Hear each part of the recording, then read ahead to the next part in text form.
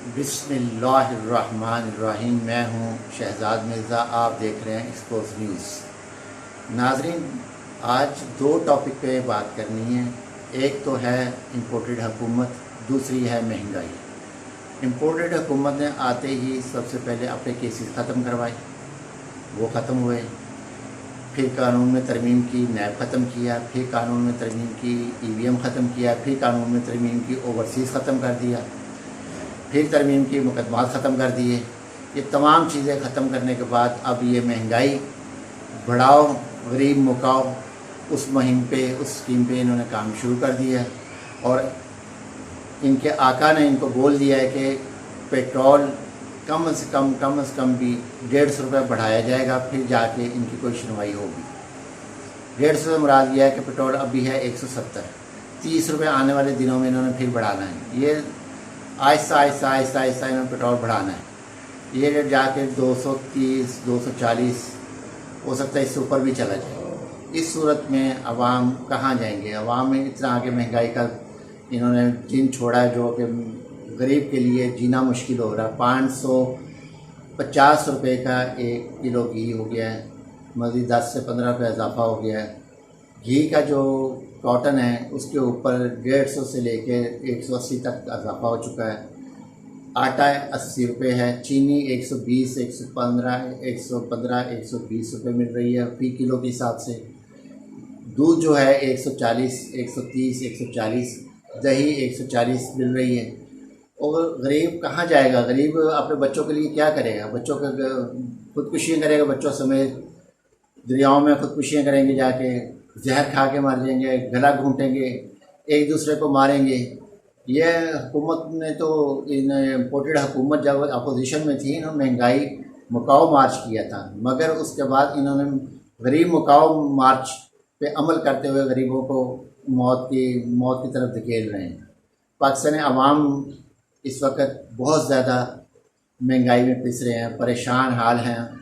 काम नहीं है, मार्केट के अंदर कोई काम नहीं है, सब काम बंद पड़े हुए हैं, कोई काम देने को तैयार नहीं है। और दूसरी जानिब ये है कि मरीम नवाज़ ने कल सरगोदा में जो जलसा किया था, वहाँ पे बहावलपुर में जो जलसा किया, वहाँ भी हस्ब मामूल इन्होंने दरख्त काटे। और वहाँ पे दरख्त काट के उनको किया, जैसे कोकाड़ा में इन्होंने दरख्त काटे, फिर इन्होंने बहावलपुर में दरख्त काटे।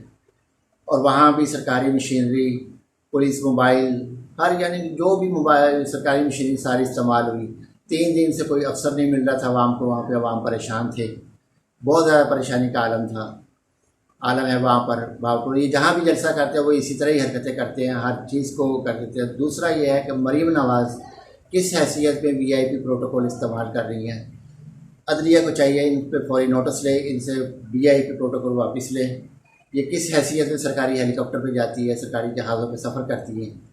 ये कोई हैसियत ना, तो ये सिर्फ एक साबिक मुजरिम वज़ीर आज़म की बेटी है, उस हैसियत से इसको VIP प्रोटोकॉल मिलता है। अगर इसको मिलता है तो फिर दूसरों को भी मिलना चाहिए, वो भी तो मुजरिम ही हैं, उनको भी ये ऐसे ही मुहैया किया जाए, सिक्योरिटी मुहैया की जाए, ऐसे ही VIP प्रोटोकॉल मुहैया किया जाए। साबिक़ वज़ीर आज़म इमरान खान ने जब गए थे तो अपनी डायरी लेकर साथ गए, तो गाड़ी भी वापस कर दी, हर चीज़ वापस कर दी, कोई प्रोटोकॉल नहीं लिया उन्होंने किसी किस्म का भी।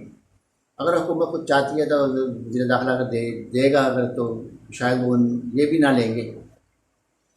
तो कहने का यह है कि अवाम इस चीज़ पे तवज्जो दें, कि अवाम इस चीज़ पे ख़ास तर तवज्जो दें कि इन्होंने जो हरकत की है, ये हरकत क्या अच्छी है, जो कि दरख्त काट दिए गए, सरकारी मशीनरी यूज़ कर रही। अगर अवाम नहीं आ रहे, क्यों नहीं आ रहे? ये क्यों नहीं सोचते कि अवाम हमारे जलसे में क्यों नहीं आते? उसकी क्या वजह है? इमरान खान के साथ अवाम क्यों आ रहे हैं? क्योंकि इन्होंने माजी में फ़ौज को बदनाम किया, पाकिस्तान को बदनाम किया, पाकिस्तान के रियासती अदारों को बदनाम किया, पाकिस्तानी जर्नैलों को बदनाम किया। इसके अलावा इन्होंने कुछ नहीं किया, मगर अभी तक इनके ख़िलाफ़ कोई एक्शन नहीं लिया। हैरानगी है, कल अखबार पढ़ रहे थे, ईमान जो मिज़ारी हैं, जो शीरी मिज़ारी की साहबजादी हैं, उनके ख़िलाफ़ FIR कट गई। जो इन्होंने इतना कुछ फ़ौज के ख़िलाफ़ बोला, इतना कुछ बोला, जनरल साहब, जनरल फैज़ हमीद, जो इतने इंटेलेक्चुअल जर्नैल हैं पाकिस्तान मसल्ह फ़ौज के, इंटेलेक्चुअल जर्नैल हैं, उनके ख़िलाफ़ इतना कुछ बोला, मगर कोई FIR उनके ख़िलाफ़ नहीं दर्ज हुई। क्यों नहीं दर्ज हुई? ये एक सवालिया निशाना अवाम पूछते हैं अदारों से कि उनके ख़िलाफ़ FIR दर्ज क्यों नहीं होती। वीडियो अच्छी लगे लाइक करें, शेयर करें, सब्सक्राइब करें। शुक्रिया।